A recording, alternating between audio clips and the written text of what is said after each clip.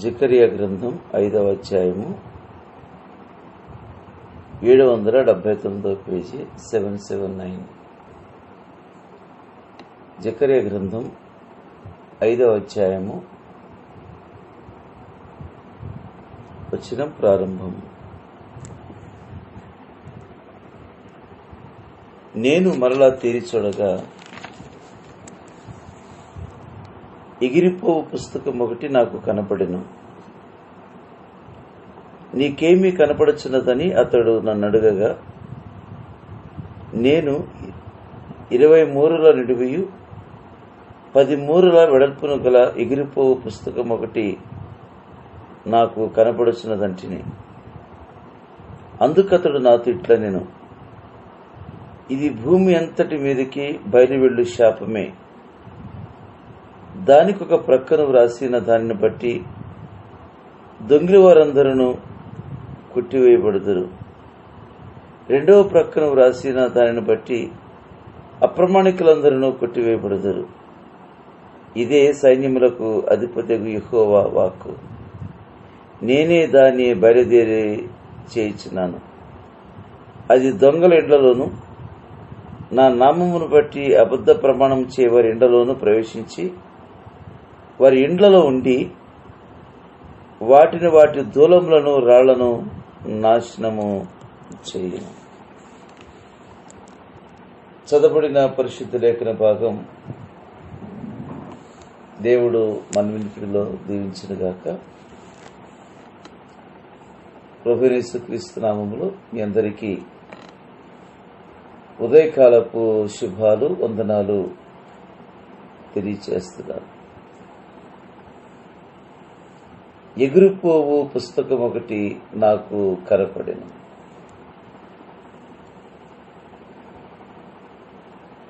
మనం చదువుతుండగానే ఈ యొక్క వచనాలు మనకు అర్థమయ్యాయి. ఎగిరిపోవు పుస్తకం ఒకటి. దేవుడు తన ప్రజలకు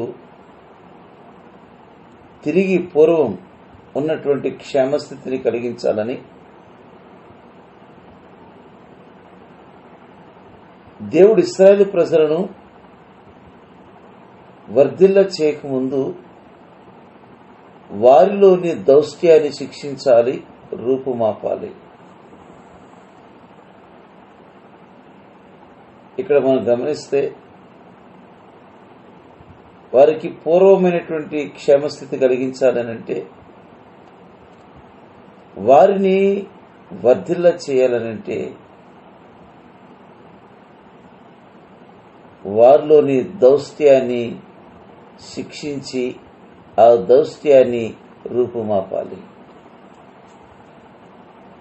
ఎగిరిపోతున్న పుస్తకం ఈ దర్శనంలోని భావం ఇదే. దేవుడు ఎప్పుడైనా కృప చూపడానికి వేగిరపడతాడండి. అయితే ప్రజలు తమ పాపంలోనే కొనసాగితే వారిని నిర్దాక్షిణ్యంగా శిక్షించి తన వైపు మళ్లించుకుంటాడు. అది మనం బాగా గమనించాలి. ఇదే జకర్యా గ్రంథం 3వ అధ్యాయము 9వ వచనములో, యెహోషువ ఎదుట నేనిచ్చిన రాతిని తేరి చూడుడి. ఆ రాతికి 7 నేత్రములున్నవి. దాని చెక్కడపు పని చేయవాడును నేను. ఇదే సైన్యములకు అధిపతి యెహోవా వాక్కు. మరియు ఒక్క దినములోగానే నేను ఈ దేశం యొక్క దోషమును పరిహరించును. ఒక్క దినములోనే దేశం యొక్క దోషమును పరిహరించేవాడు. దేవుడు ఖచ్చితంగా తన బిడ్డల కృప చూపిస్తాడు. ఎప్పటికీ దేవుడు ఆయన యొక్క నైజం కృప చూపించటంలో ఆయన త్వరపడేవాడే, వేగిరపడేవాడే. అయితే తిరిగి తన ప్రజలకు ఎప్పటికీ కూడా పూర్వం ఉన్నటువంటి క్షేమస్థితిని అనేక మార్లు ప్రభు కలిగించి వచ్చాడు. ఎన్నిసార్లు కలిగించలేదు క్షేమస్థితిని? న్యాయాధిపతుల కాలంలో తిరిగి పూర్వక్షేమస్థితిని కలిగించలేదా? బబులోను తర్వాత క్షేమస్థితిని కలిగించలేదా? అనేక మార్లు దేవుడు తన ప్రజలకు క్షేమస్థితిని కలిగిస్తూనే వచ్చాడు. కొన్నిసార్లు శిక్షిస్తూ వచ్చాడు. కానీ ఇక్కడ మనం చూస్తున్నటువంటి ఈ యొక్క ప్రవక్తల గ్రంథములో ఖచ్చితంగా దేవుడు దుష్టత్వం, దౌష్ట్యాన్ని ఆయన శిక్షించాలనుకుంటున్నాడు. ఆ దేశంలో ఉన్నటువంటి ఆ దుష్టత్వాన్ని శిక్షించిన పిమ్మట మాత్రమే వారిని వర్ధిల్లింపచేయాలని ప్రభాషిస్తూ ఉన్నాడు. ఎగిరిపోతున్న పుస్తకం నేను మరలా తెరి చూడగా ఎగిరిపోవు పుస్తకం ఒకటి నాకు కనపడెను. ఇది మిజిల్లా గ్రంథపు చుట్ట అంటామండి. మిజిల్లా గ్రంథపు చుట్ట అంటాం. ఎగిరిపోతున్న పుస్తకం. ఈ ఎగిరిపోతున్న పుస్తకం భూమి అంతటికి బయలువెడుతున్న శాపం అని చెప్తున్నాడు. ఇక్కడ గమనించారా ఎంత స్పష్టంగా రాశాడు? ఎగిరిపోతున్న పుస్తకం ఒకటి నాకు కనపడాను. అందుకతడు నా తిట్ల నేను ఇది భూమి అంతటి మీదకి బయలువెళ్ళు శాపమే అని అంటున్నాడు. భూమి అంతటి మీదకి, ప్రపంచం అంతటి మీదకి బయలువెడుతున్న శాపం. దానికి, ఈ పుస్తకానికి ఇరువైపులా శాపవచనాలు రాస్తున్నాయంటున్నాడండి. ఇరువైపులా శాపవచనాలు రాసి ఉన్నాయి. అంత ఆశ్చర్యము దేవుని బిడ్డలారా, ఆలోచించండి. ఇరువైపుల శాపవచనాలు రాస్తున్నాయి ఎగిరిపోవు పుస్తకములో. 10 ఆజ్ఞలకు ఏ విధంగా అయితే ఇరువైపుల వ్రాత ఉందో, అట్ ది సేమ్ టైం ఇరువైపుల శాపవచనాలు కలిగి ఉన్నటువంటి పుస్తకం ఇది. ఎగిరిపోవు పుస్తకం.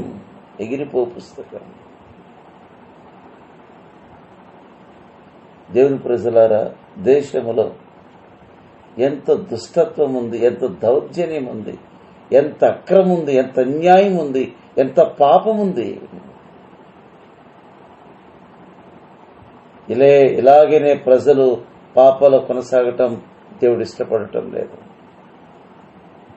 కొన్నిసార్లు దేవుడు కనికరించేవాడు, కొన్నిసార్లు కనికరించకుండా నిర్దాక్షిణ్యంగా శిక్షించి తన వైపు మళ్లించుకుంటాడు. అదే గతంలో హెబ్రీ పత్రిక 12వ అధ్యాయంలో కూడా మనం చదువుకున్నాం. కొన్నిసార్లు మానవుడు వినడండి. ఆయన కనికరించే దేవుడు, ఏదైనా వస్తే తీసివేసే దేవుడు.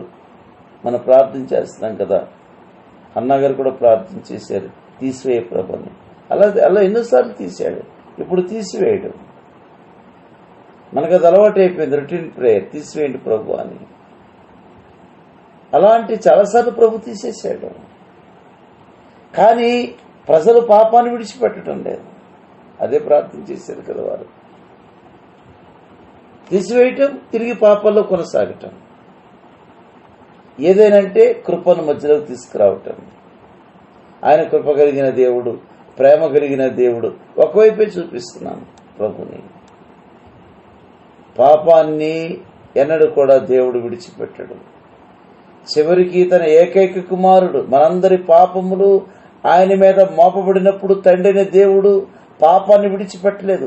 పాపానికి కల్వరి శిలువలో తండ్రిని దేవుడు నిర్దాక్షిణ్యంగా తన కుమారునికి తీర్పు తీర్చాడు. ఎప్పుడు కూడా మనం గమనించాలండి. కృపకు ముందు, ప్రేమకు ముందు, కనికరకు ముందు గుర్తుపెట్టుకోవాలి. దేవుడు పాపానికి శిక్ష విధించాడు, తీర్పు తీర్చాడు, తన కుమారుణ్ణి విడిచిపెట్టలేదు. నా దేవా నన్నెందుకు విడిచిపెట్టావు అని అడిగినప్పటికీ కూడా ప్రభు తన ముఖాన్ని తిప్పుకున్నాడు గాని పాపాన్ని మాత్రం నిర్దాక్షిణ్యంగా తన ఏకైక కుమారుడైనప్పుడు కూడా, ఆయన ప్రేమ కలిగిన కుమారుడైనప్పటికీ కూడా దేవుడు దోస్తే అని రూపుమాపకుండా ఉండలేకపోయాడు కలవరి శిలువలో. ఎందుకు ప్రభు తీర్పు తీర్చాడు? పాపం బట్టే కదా. పాపం నుంచి జీతం మరణం కదా. దేవుని బిడ్డలారా, కొన్నిసార్లు మన పాపాన్ని చాలా సులభంగా చూస్తాం, ఈజీగా చూస్తాం, ఇంతే కదని చూస్తాం, పెద్దగా భావించాం. అయితే దేవుడు చూసి చూడనట్టుగా ఉండటానికి ఆయన ఇష్టపడటం లేదు. ఎగిరిపోవు పుస్తకం ఒకటి నాకు కనపడింది. ఒక్క దినములోనే దేశం యొక్క పాపమును పరిహరించునంటున్నాడు. అంత స్పీడ్ కదండి. కొన్నిసార్లు దేవుడు చూస్తాడు మళ్ళుకోవడానికి వర్తమానాలు పంపిస్తాడు, విడిచిపెట్టడానికి ప్రవక్తలు పంపిస్తాడు. వినకపోతే చూసారా, అది ఎగిరిపోతున్న పుస్తకం. ఏంటి ఆ పుస్తకంలో? ఇదొక గ్రంథపు చుట్ట. ఎగిరిపోతున్న పుస్తకం అంటే గుర్తుపెట్టుకోవాలండి, అది గ్రంథపు చుట్ట అండి. అప్పుడు గ్రంథపు చుట్టలే కదా. ఆ గ్రంథపు చుట్టలో ఏమంటున్నాడు? భూమి అంతటికి బయలు వెళుతున్న శాపం అంటున్నాడు. నేను అనుకుంటాను, నేటి కాలంలో ఇదే గ్రంథపు చుట్ట ఎగిరిపోయింది అనుకుంటున్నాను. ఇదే గ్రంథపు చుట్ట ఎగిరింది అనుకుంటున్నాను. ఈ గ్రంథపు చుట్ట ఇరువైపుల శాపవచనాలు రాస్తున్నాయి. ద్వితీయోపదేశ కాండంలో ఎన్నో బ్లెస్సింగ్స్ రాశాడు, ఎన్నో దీవెనలు రాశాడు. అట్ ది సేమ్ టైం ద్వితీయోపదేశ కాండం 28వ అధ్యాయంలో ఎంత శాపాలు రాశాడో ఆలోచించారా? ఎన్ని శాపవచనాలు ఆ గ్రంథంలో రాశాడో ఆలోచించారా?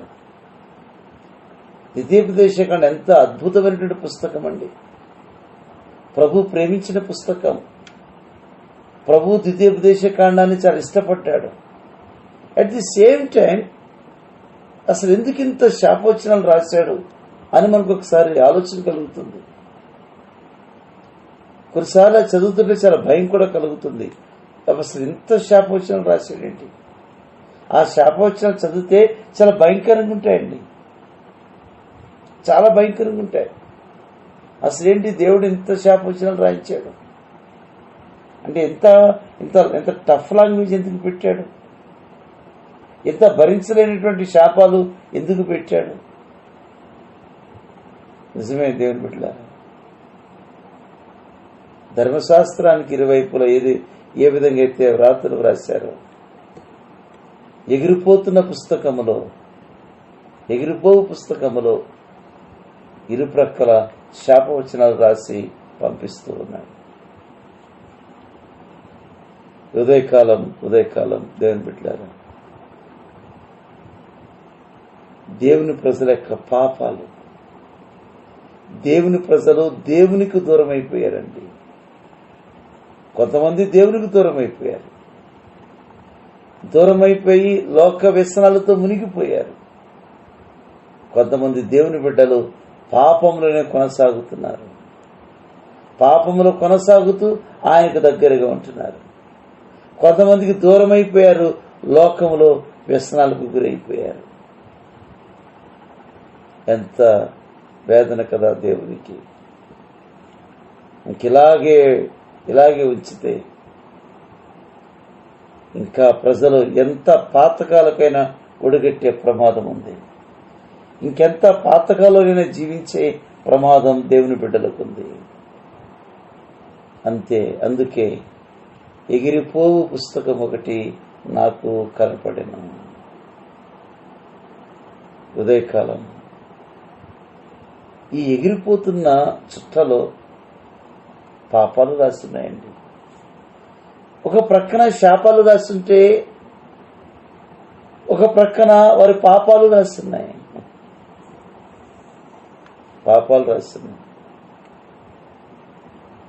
ఏమండి? పాపాలు రాస్తున్నాయి. ఏంటి ఆ పాపాలనంటే కదండి, ఒక ప్రక్క వ్రాసిన దాన్ని బట్టి దొంగిల వారందరూ కొట్టివేయబడదురు, రెండో ప్రక్క వ్రాసిన దానిని బట్టి అప్రమాణికులందరూ కొట్టివేయబడదురు కదా. ఇదే సైన్యములకు అధిపతికి యెహోవా వాక్కు, నేనే దాన్ని బయలుదేరుచున్నాను కదా, నేనే దాన్ని బయలుదేరుచున్నాను. ఈ యొక్క చుట్ట దానికి ఒక కొలతలు కూడా వ్రాశారు. 20 మూరల పొడవు అని అంటున్నాడు. 20 మూరల పొడవు అంటున్నాడు. సులోమాను మంటపం కూడా ఇంతే పొడవండి. ఎందుకనంటే ఈ 20 మూరల పొడవు అక్కడ తీర్పులు తీర్చడానికి యూదారాజులు కూర్చుండేవారు. అది మొదటి రాజుల గ్రంథం 7వ అధ్యాయంలో కనపడుతుంది. అది తీర్పు తెచ్చడానికి ఆనాటి రాజులు కూర్చునేవారు. అది పరిశుద్ధ స్థలం ఎదుటి మంటపం 20 మూరల పొడవు ఉంటుంది. ఎందుకు అక్కడ రాజులు కూర్చునేవారు అనంటే, దేవుని ప్రజలు ఎవరైతే పరిశుద్ధంగా నడుచుకోరో అక్కడ తీర్పు తీరుస్తారు. ఎవరికంటే పరిశుద్ధంగా నడుచుకొని వారికి. ఎందుకు? దేవుడు పరిశుద్ధుడైన దేవుడు. ఓకే, ఆనాటి కాలంలో రాజులు కూడా పాపములో పట్టారు, కానీ ఆ స్థలం తీర్పు తీర్చే స్థలం. ఆ స్థలం ఎవరైతే పరిశుద్ధతను కోల్పోతారో, పరిశుద్ధంగా నడుచుకుని వారికి అక్కడ తీర్పు ఉంటుందనే విషయాన్ని మనం మర్చిపోవద్దు. అయితే 4వ వచనం అంటున్నాడు, ఏమంటున్నాడు చూసారా? ఇదే సైన్యములకు అధిపతికి యెహోవాకు, నేనే దాన్ని బయలుదేరుచున్నాను. అది దొంగల ఇండ్లలోను, నా నామమును బట్టి అబద్ధ ప్రమాణం చేయవారి ఇండ్లలోను ప్రవేశించి వారి ఇండ్లలో ఉండి వాటిని, వాటి దూలములను, రాళ్లను నాశనం చేయదును అని అంటున్నాడు. దొంగల ఇండ్లలోను, ఏమండి, నా నామమును బట్టి అబద్ధ ప్రమాణం చేయవారి ఎండ్లలోనూ ప్రవేశిస్తుందంటే ఆ చుట్ట. గమనించారా? దొంగల ఎండ్లలోను నా నామమును బట్టి, ఆయన నామాన్ని ఎంత వాడుకుంటున్నాము, అబద్ధ ప్రమాణం చేయవారి ఎండ్లలో ప్రవేశిస్తుందంటండి. అసలు ఇది ధ్యానిస్తే చాలా భయం కలిగిందండి, చాలా భయం కలిగింది. ఇది చాలా భయం గొలిపే మాట అండి. ఇది అసలు చాలా ఆలోచిస్తే చాలా డీప్ మీనింగ్ కనపడుతుంది ఇక్కడ. చాలా కొంత భయకంపితుడిగా అయ్యాను ఇక్కడ. అది దొంగల ఎండలోను, నా నామమును బట్టి అబద్ధ ప్రమాణం చేయవారి ఎండ్లలోనూ ప్రవేశించి. ఎంత భయం గొలిపి మాట అండి ఇది. మనం ఏం చేస్తాం? మనుషుల యొక్క కన్నులు కప్పుతూ ఉంటాం కొన్నిసార్లు. ఏదైనా అబద్ధ ప్రమాణం, ఈ దొంగతనం అంటే ఇదే కాదండి. దొంగతనం అంటే పర్సలు కొట్టడము, ఇలా దొంగతనం కాదు. అర్థం చేసుకోండి, దొంగతనం అంటే దేవుని బిడ్డలారా అబద్ధ ప్రమాణం, అబద్ధాలు కదా, నిజాయితీ లేదు, యథార్థత లేదు, వాళ్ళని దొంగలు అంటున్నాడు. దేవుని బిడ్డలారా, మనం సాటి మనుషుల యొక్క కన్నులు కప్పి పాపాలు చేయొచ్చు మనం ఈజీగా. కానీ కన్నులు కప్పొచ్చేమో కానీ ఇక్కడ మాత్రం గుర్తుపెట్టుకోండి, ఎండ్లలోనికి ప్రవేశించి మనం ఎంత స్ట్రాంగ్ గేట్ పెట్టినా, ఎంత మంచి డోరు దాన్ని పెట్టి బిగించేసినా, ఆ చుట్ట ఎంత బలమైన గేటులు ఉన్నప్పటికి కూడా, ఎంత బలమైన తలుపులు ఉన్నప్పటికి కూడా అది ఇంట్లోకి ప్రవేశిస్తుంది అని చెప్తున్నాడండి. ఇంట్లోకి ప్రవేశిస్తుంది. గమనించారా? ఎండ్లలోకి ప్రవేశించి ఏం చుట్ట ఇది? ఎగిరిపోతున్న పుస్తకం ఏంటి? అది ఇంట్లోకి ప్రవేశిస్తుంది. అది ఎలాంటి గ్రంథపు చుట్ట? ఇరుప్రక్కల శాపవచనాలు రాసిన చుట్ట. మన జీవితం, మన పాపం, మన యథార్థత లోపించటం, ఇవన్నీ కూడా ఇరుప్రక్కల శాపవచనాలు రాసి మన ఇండ్లలోనికి ప్రవేశించి, కొన్నిసార్లు మనం జాగ్రత్త పెట్టుకుంటాం. ఒక్క దోమ కూడా లోపలికి రానివ్వం, ఒక్క దోమను కూడా లోపలికి అలౌ చేయనివ్వం. టోటల్గా బిగించేస్తాం, ఇల్లంతా సెక్యూర్ చేస్తాం. ఏది ఒక చిన్న పురుగు కూడా లోపల రావడానికి లేదు, అంత బందోబస్తుగా పెడతాం. ఎంత బందోబస్తుగా పెట్టినా, ఎన్ని బలమైన గేట్లు పెట్టినా అది ఇంట్లోనికి ప్రవేశిస్తుంది, వారి ఇండ్లలో ఉంటుంది అని అంటున్నారండి. వారి ఇండ్లలో ఉండి, గమనించారా? కొన్నిసార్లు మనం శానిటైజ్ చేసుకుంటాం వెళ్ళిపోతుందని, కానీ అది ఉంటుంది అంటున్నాడండి. ఒకసారి మీరు డీప్గా ఆలోచిస్తారు ఈ వచ్చినాన్ని. ఇండ్లలో ప్రవేశించి వారి ఇండ్లలో ఉండి ఎవతరం అండి పోగొట్టడానికి? దేవుని బిడ్డలారా, అంటే వచ్చిందంటే వెళ్ళిపోదు అని అంటున్నాడండి. తిష్ట వేసుకుని కూర్చుంటుంది అంటున్నాడండి. వచ్చిందంటే వెళ్ళదు, అది తిష్ట వేసుకుని కూర్చుంటుంది అంటున్నాడు. తిష్ట వేసుకుని కూర్చుంటుంది. ఇక దూలాలను రాళ్లను నాశనం చేస్తుంది. రాళ్ళంటే మన ఇంట్లో రాళ్ళు కాదండి, అర్థం చేసుకోండి. అంటే ఇంటిని నిలువెల్లా కూల్చేస్తుంది అని అర్థం చేసుకోవాలండి. ఇంటిని నిలువెల్లా కూల్చేస్తుందని అర్థం. ఎంత ఘోరం, ఎంత ఘోరం. ఉదయకాలం దేవుడు తాను ఎన్నుకున్న ఇశ్రాయేలు ప్రజలని ఎంత కఠినంగా శిక్షిస్తుంటే ఉదయకాలం ఆలోచించేద్దామా? తన ప్రజలు, తన పేరు పెట్టబడిన ప్రజలు, తన స్వకీయ జనాంగం, తన ప్రజలకు ఒక దేశాన్ని ఖాళీ చేయించి ఆ దేశంలోనే పెట్టినటువంటి దేవుడు ఎంత కఠినంగా శిక్షిస్తున్నాడు. తన ప్రజలను ఎంత కఠినంగా శిక్షిస్తున్నాడు. మన విషయంలో అలా చేయడంటారా?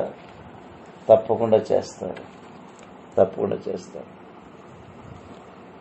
నిజమే, ఆయన కల్వరి శిలువలో నీ కొరకై నా కొరకై ఆయన శాపాగ్రహిగా మారిపోయాడండి.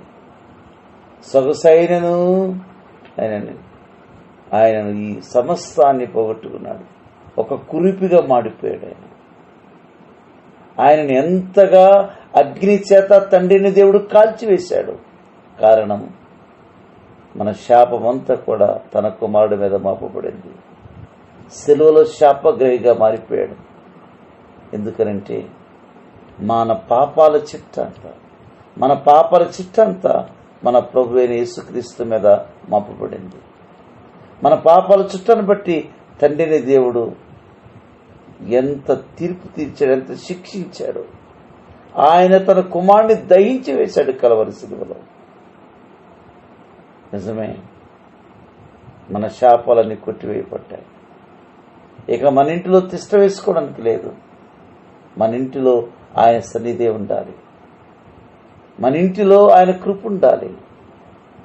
కానీ పాపాలు క్షమించబడ్డాయి, తీసివేశాడు అని పాపములను కొనసాగితే, యథార్థత లేకపోతే, ఈ లోకంలో వ్యసనాలు కలిగి ఉంటే దేవుడు చూస్తూ ఊరుకోడు. ఎగిరిపోతున్న పుస్తకం, నేటి ప్రపంచానికి ఎగిరిపోయింది పుస్తకం. ఈ పుస్తకం ఇండ్లలో చొచ్చింది. అది దేని రూపంగా చొచ్చిందో మీరు అర్థం చేసుకోండి. మనం అనుకుంటున్నాం ఇంత బిగిస్తే, ఎంత సెక్యూర్గా ఉంటే మనకేం కాదని అనుకుంటున్నాం. అది ఎంత బిగించినా ఇంట్లోకి వెళుతుంది, తిష్ట వేసుకుంటుంది. ఆ ఇంటిని గుల్ల చేసేంత వరకు కూడా ఆ పుస్తకం బయటికి రాదు. ఉదయకాలం దేవుడు మనకు కొన్ని జ్ఞాపకాలు ఇచ్చాడు. ఆయన తట్టు తిరిగేది, ఆయనకు ఆయాసకరమైనది విడిచిపెట్టేది, దేవునికి అయిష్టమైన జీవితం విడిచిపెట్టడానికి దేవుడు మనం ప్రేరేపిస్తున్నాడు. పాపంలో కొనసాగితే కష్టమే. పుస్తకం రెడీగా ఉంది, ఎగిరిపోతున్న పుస్తకం. అది ఇంటిలోకి ప్రవేశించిందా చాలా కష్టం. పాపాన్ని విసర్జిద్దాం, పాపాన్ని అసహించుకున్నాం. యేసు రక్తము ప్రతి పాపం నుంచి పవిత్రపరచుకున్నాం. పౌలన్నాడు, మనము దేవుని వాక్యమని ఉదక స్నానం చేత మనం పవిత్రపరచుకున్నాం. దేవుని వాక్యం మనం పవిత్రపరిచేది, దేవుని వాక్యం మనం శుద్ధి చేసేది, దేవుని యొక్క వాక్యం మనలో ఉన్నటువంటి కల్మషాన్ని తొలగించేది. ఆ వాక్యం క్రిందకు వద్దాం, వాక్యాన్ని ప్రేమిద్దాం, ప్రభుకి ఇష్టమైనది విడిచిపెడదాం. ఎగిరిపోతున్న పుస్తకం ఇప్పుడు బయలుదేరిపోయింది. ఎగిరిపోతున్న పుస్తకం నాకు కనపడెను అని ప్రవక్త అంటున్నాడు. ఇది ఎలాంటి పుస్తకం? ఇది ఎలాంటి చుట్ట? ఇది శాపవచనాలతో కూడిన చుట్ట. ఇరువైపుల శాపం ఉంది, అది ఇండ్లలోకి ప్రవేశిస్తుంది. ఏ ఇంటిలో ఏ వ్యక్తిలో అయితే పాపం ఉంటుందో ఖచ్చితంగా కఠినంగా శిక్షిస్తుంది. ప్రభువు యేసుక్రీస్తు దగ్గరకు వద్దాం, కలవసిలో దగ్గరకు వద్దాం, పాపాలు కడుక్కుందాం, పరిశుద్ధపరచుకుందాం, ప్రభు దగ్గర ప్రక్షాళన చేసుకుందాం. మనకు మన ప్రభు ఉన్నాడు. మన కొరకే కలవరి శిలువలో రక్తం కార్చిన మన ప్రభు ఉన్నాడు. ప్రభువా, ఆ పుస్తకం నాలో నుండి, మా ఇంటిలోంచి తొలగించు ప్రభువా అని ప్రభును కోరుకుంటే కనికర సంపన్నుడు కృప చూపిస్తాడు. ఉదయకాలం అట్టి కృప, అట్టి ధన్యత. అలాంటి పాపాలు కడుక్కొని ఉదక స్నానం చేత పరిశుద్ధపరచుకొని దేవుని కృపలో ఆరోగ్యంగా వర్ధిల్లుదాం, దీర్ఘాయుష్తో జీవిద్దాం, దేవుని ఆశీర్వాదాలు పొందుకుందాం. అట్టి దైవ కృప ఉదయకాలం మనకు మెండుగా ప్రభువును గ్రహించును గాక.